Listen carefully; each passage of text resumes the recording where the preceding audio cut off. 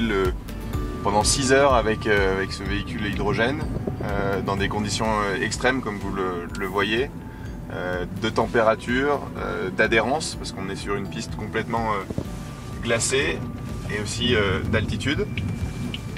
Alors bon, les véhicules hydrogène, comme vous le savez sûrement, ça permet aussi de purifier l'air, donc c'est ça qu'on va mesurer, c'est l'air qui passe par les filtres de la voiture et qui est ensuite rejeté plus pur. 99% des particules sont éliminées.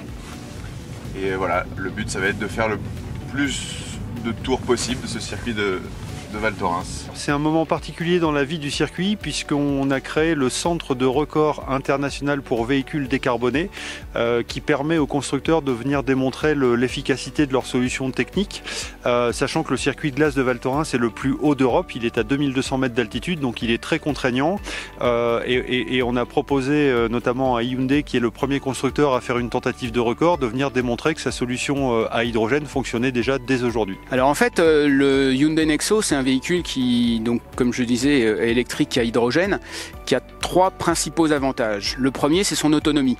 Son autonomie, on a déjà en 2019 avec Bertrand Piccard réalisé 778 km avec une seule charge pour montrer en fait que le véhicule hydrogène est l'équivalent d'un véhicule diesel puisqu'il a un temps de charge de 5 minutes, donc l'équivalent d'une voiture thermique.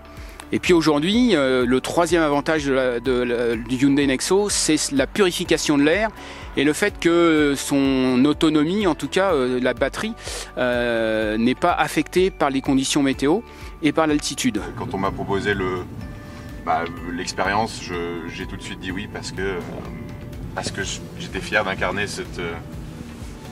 justement cette transition écologique et ces efforts qu'on doit faire pour continuer à prendre du plaisir. Et montrer qu'en fait on peut toujours prendre du plaisir en étant éco-responsable. La région a souhaité accompagner ce projet parce que c'est une façon de montrer que la mobilité en hydrogène est aujourd'hui possible.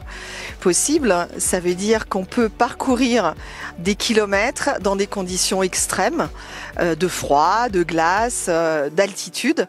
Et donc on est prêt pour la mobilité hydrogène aujourd'hui, pour le quotidien. Les contraintes qu'on va rencontrer sur le circuit, donc de température, de glace bien évidemment, de perturbations météo et d'altitude, contraignent le fonctionnement de l'automobile d'une manière générale. Donc du coup, à partir du moment où on va réussir à démontrer qu'un véhicule fonctionnant à l'hydrogène de série est capable de rouler durant 6 heures dans notre environnement, nécessairement il est capable de rouler au moins autant en un usage au quotidien.